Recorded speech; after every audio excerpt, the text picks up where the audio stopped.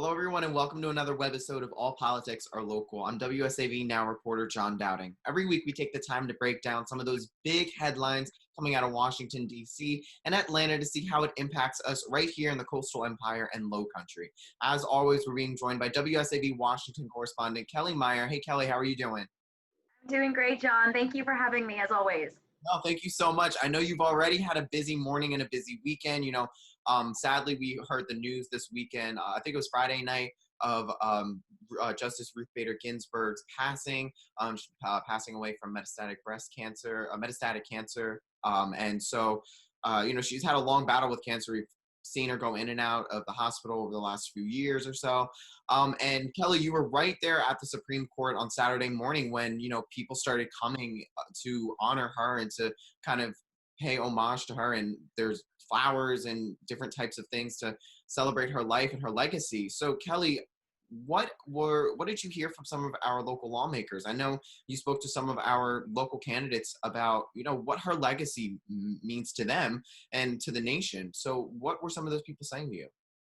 Well, it was really interesting. I mean, as soon as the news broke about her passing, my inbox was flooded with statements from both sides of the aisle speaking to her contribution to our country and the law. And in that, though, for many of, especially the Republican senators who will really kind of take the charge and the lead on this, there was mention of what should happen next. It was almost like there wasn't even a pause for the morning. It went right to, oh my gosh, what's going to happen next? What's the next step? And that really took over a lot of the conversation when I was at the Supreme Court on Saturday. A lot of the people who were showing up were from the DC area, so really involved politically or engaged in the history of this area and really tuned into the political fight that is brewing, basically, and said we don't want to see someone be voted on before election day. But Republican senators have put out their statements, like I said, and want to see something happen before election day or want to see this president vote on the nominee. So we caught up with Congressman Doug Collins of Georgia about this, so we could play a little bit from him on his thoughts. President Obama was leaving. That was a whole different issue. President Trump now can nominate a justice, and it's before the election. The people of the United States will be able to actually have a voice and a say in that nomination process as well. So again, it's important for a Republican Senate to act on a Republican president who is up for an election right now. And I think that makes it a great deal different than when we had an outgoing president in a situation like we did with President Obama. On his thoughts. So, we just heard from Congressman Doug Collins, again from Georgia, on RBG's legacy and, her life and the impact of her absence on the court. I know, Kelly, this morning you were just at another protest that was going on outside of Senator Lindsey Graham's house, the senator from South Carolina, his home in Washington, D.C., I should say. So, Kelly, what were protesters doing there, and what was their main motivation for being there? So basically, it was probably about 100 people gathered outside of his DC home just before even the sun came up. They are angry and frustrated over what's going on. The fact that the nominee that President Trump puts forward will go before the Senate Judiciary Committee, and that is the committee that South Carolina Senator Lindsey Graham is the chairman of. So they wanted to go outside his house to encourage him not to confirm President Trump's appointee, whoever it may be. And we caught up with some of them there. They were chanting. They moved outside of the Supreme Court, playing words that Graham had said himself back in 2016, that when the debate over President Obama's nominee after Justice Antonin Scalia died, if he should be appointed, and Graham said then, let's let the next president, whoever it may be, make that nomination. So now he's saying, use my words against me. He told us to use his words against him. He told us to use our words against many other elected officials on not passing a nomination during the Obama administration. And we're here to just remind him of the same thing. And very frustrated. We could play a little bit from that protest this morning.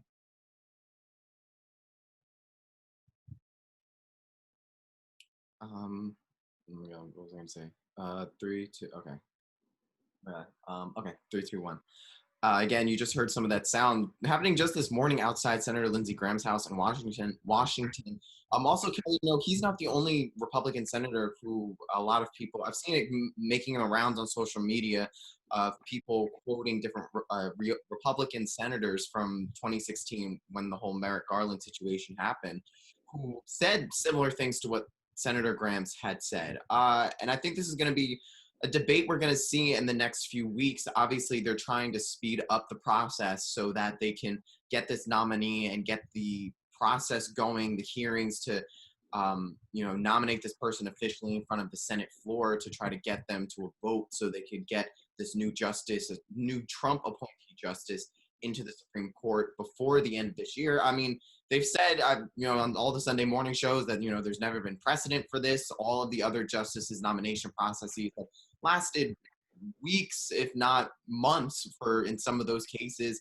And I think something else that's really important to kind of think about too is, we are right, the election is right around the corner too. So there's going to be a lot of divided attention right now, not just with this honestly historic presidential election that's going on this year, but also too now with having to fill another Supreme Court seat and also to pandemic relief. And just honestly, the list just keeps going on and on and on. Kelly, I just feel like there's so much that's being thrown at Congress, and there's only so much they can do right now, especially with the election around the corner and them traveling back home to their districts. I mean, one thing we were talking about before coming on was this COVID bill. We've been talking about it for months. We've been waiting on it for months. We hopefully thought something was going to pass in August. That obviously didn't happen. And now we're kind of just at a lurch waiting to see what lawmakers are going to do. So Kelly, what are they going to do? Is there even a chance that lawmakers can put something out in the next few weeks? Or are we going to have to wait until 2021 when, God forbid, and I really hope I'm not speaking this into existence, knock on wood, that there may be a second wave? So Kelly, what are they saying about it? Yeah, I mean, this conversation about the Supreme Court justice and who will take Justice Ginsburg's place has really taken up all the air in the room as they return to Congress this week. And we've been here, we've been trying to do the work. We've been putting up solutions and proposals. And right now, there's not been a single vote on the Democrat side to move forward toward a debate on the topic. Up with Georgia Senator Loeffler last week about the COVID bill, and they were already kind of butting heads. It was Republicans, aren't letting it through. That's what the Democrats are saying. Then Republicans saying that it's Democrats aren't letting this through. So we can play a little bit from her as well. But coming back from that, there is, like you said, just so much going on up here on Capitol Hill. There's a debate whether are the senators now going to go home in October for their campaigning, or are they going to stay here and try and rush through this nominee? It's 42 days now, I think, today until Election Day. I believe they got through Justice Ginsburg's process in maybe 43 days, but still it's very rushed. And people are saying too, using, is Graham going to push this nominee through into a seat to save his seat? It all comes back to Election Day, how they're going to use this to help their case, to save their races. I mean, it's really political up here right now, really going to be a very divided political fight over this. And I mean, I can't imagine the next couple weeks are going to be insane. Yeah, you could say that again. I'm mentally preparing for that too. And I mean, you brought up a really good point I want to touch on before we go, is that, the second that, obviously RBG, when she passed, everybody was, reflecting on her life, her legacy. But obviously you have to address the elephant in the room of who's going to take her seat. And now it's almost being seen, which is this politicization. I don't even know if that's a word, politicized her as a campaign point for a lot of people, like you just said. Lindsey Graham, he's tied right now. Polling says he's tied in his election in South Carolina, his re-election campaign in South Carolina. Republican Senator Suzanne Collins of Maine, she is trailing 3-2-1. Sorry, that was my alarm. 3-2-1. Republican Senator Suzanne Collins, she's trailing her reelection in Maine. They're expecting that the Democratic challenger could beat her in that race. Also, too, now there's this discussion about the Arizona Senate race, which is basically to officially, for those of you who are unaware, it's to let somebody finish out the rest of the term, which was formerly held by the late Senator John McCain. And that race, the seat's currently being held by Senator Martha McSally. Her Democratic challenger, Mark Kelly, who is the husband of, Arizona Congresswoman Gabrielle Giffords, and who was an astronaut, that he is leading her in the polling there as well. And he may be one of the people who would vote on this new justice. So it's kind of interesting to see how, again, 2020 is just throwing all these unexpected points at you now. Thought that right going up to the election, not only are we dealing with a pandemic and, just people questioning how they're going to vote in general, going by whether in person, absentee, all this kind of stuff. But now add to the list a Supreme Court nominee and a new justice that has to be filled with Obamacare decisions looming in the Supreme Court. Kelly, thank you so much as always. I feel like I was rambling a little bit there, but there's just thank you again, Kelly, for joining us. And right now we are being joined by WSAV Atlanta Bureau Chief Archith Shashadri. Hey, Archith, how are you doing this morning? Hey, I'm doing well, sir. How are you? Good. Another busy week from, just cleared up a lot of stuff with Kelly, talked about a lot of stuff with Kelly, talking about Ruth Bader Ginsburg and her life, her legacy. Now we're switching gears here with you, and we're going to be touching up on the latest we know about the COVID vaccine trials, and also, too, what public health experts are looking at trying to do before a massive rollout in the coming years. So, Archith, what is the latest? Because a lot of those for background, CDC is based here in Georgia, right in Atlanta, right around the Atlanta area. And also, too, a lot of those vaccine trials are going on in the state as well, at Emory and other areas, obviously. So, Archith, what is some of the latest you're learning about the trials, how they're going, what health experts are looking to do? Tell us a little bit more. Yeah, absolutely. It's one of those big questions that everyone's sort of keeping a really close watch on, John, is when will the vaccine be ready? And secondly, how effective will that vaccine be in order to achieve herd immunity? So we actually sat down one-on-one with the state health department's public commissioner, Dr. Kathleen Toomey. Most people have seen her at the press conferences. She's sort of the go-to person here in the state of Georgia, making some of those decisions, analyzing the data, and determining how Georgia moves forward. Well, the good news is at this point, she says, cases for now are declining or coming down. Deaths, though, have been plateauing. So some progress. We're not in the clear just yet. But going back to the question about vaccines, the one thing that is important that she pointed out was people need to get the flu shots until a vaccine is ready.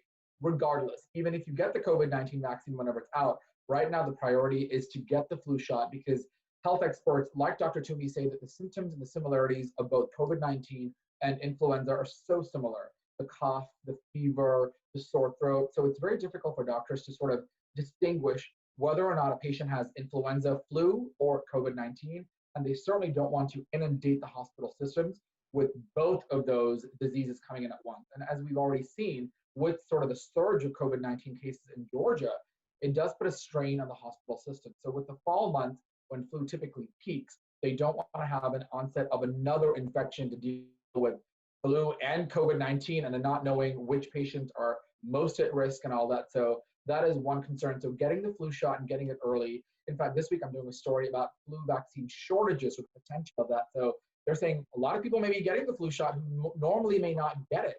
And could there be a situation where the flu vaccine runs out or there's a delay? So that's sort of the story that I'm working on this week. So we'll hopefully have updates on that next week. But if you haven't already, get the flu shot, because doctors certainly don't want to be dealing with an confluence of both, influenza and COVID-19 complications.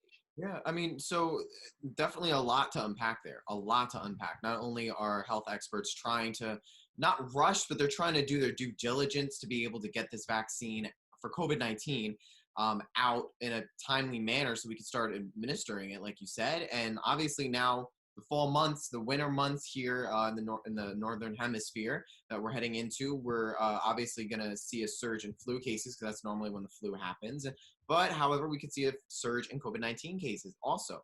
So definitely there could be another strain again, like we saw back in January, February, and March, really, and a lot of these hospital systems across the country. So, Archit, what are they saying about the vaccine trials? What are they saying about how they're going? What specific plans I know we talked a couple weeks ago about how, all my weeks are meshing together, a couple weeks ago about how the plan to roll out the vaccine is obviously to address those, those specific communities, those specific people who are at higher risk. So older Right. people, pre-existing conditions.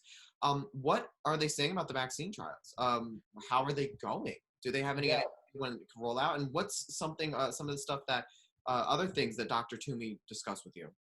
Yeah, we spoke with Dr. Toomey as well as with some of the experts at Emory University. So Emory is one of the universities, the sites in the country that is doing some of these vaccine studies and trials. They're taking care of the Moderna vaccine clinical trial. So a lot of these trials right now are in phase 3 of evaluation. So one thing that Emory doctors are now saying is they want people who are older than 65 to take part in the trials, because that is the most at-risk population. They also want more minorities to sign up because, as we know, people of color have been more impacted than some of the other groups, African Americans, Latino. So they really want those people and those demographics to take part in the clinical trials to see how the vaccine is reacting to their body, and if there is perhaps some clues that they can identify in the phase 3 portion of this trial. So that's where they are right now. There was a bit of a hitch last week with AstraZeneca, one of the other manufacturers, where they were going through the trials and one of the patients had some complications, so they had to sort of take a vaccine. And that's exactly why they do these trials. There's so many of these companies now trying to rush and get out a vaccine in such an accelerated timeline because this is a global health crisis. I mean, here in Georgia, we reached some records last week, 300,000 confirmed cases, a milestone. And I think in the United States, more than 200,000 deaths. So it just continues to go up and up. So the priority, the need for a vaccine is so imminent. Emory doctors are wanting more folks who are people of color, those who are 65 to sign up for the clinical trials. And again, there's a slew of companies, Moderna, AstraZeneca, so many of these companies that are testing and trying to understand what they can about the coronavirus. One thing also that doctors are saying right now is it is not being tested on children under 18.